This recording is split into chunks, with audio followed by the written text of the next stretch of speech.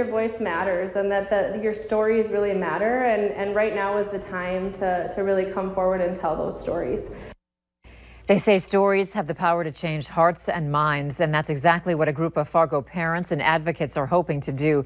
Today, they met to talk about how sharing their stories can change the conversation when it comes to special education in Fargo. Valley News Team's education reporter Veronica Marshall was there and has more on why they're speaking directly to you.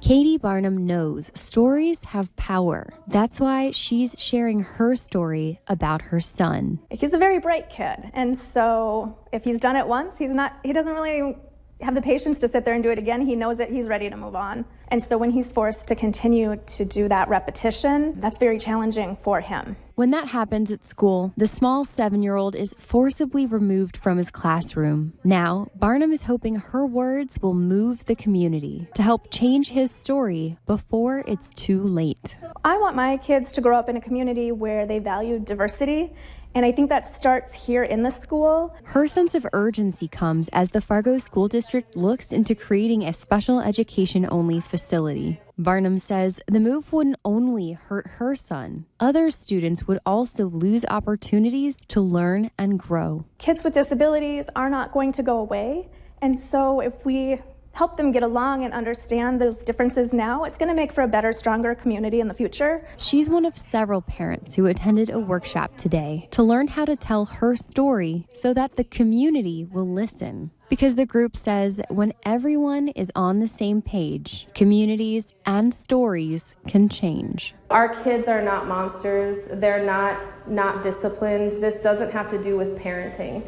This has to do with needed services. And if they could see that those services would make such a difference and that we're really advocating for services for our kids, I think it would change the story. I think to those people who are reading letters from families like mine, keep an open mind, and there's multiple sides to every story. In Fargo, Veronica Marshall, Valley News Live. We reached out to Fargo Public Schools to include their perspective on this story, but they declined to comment.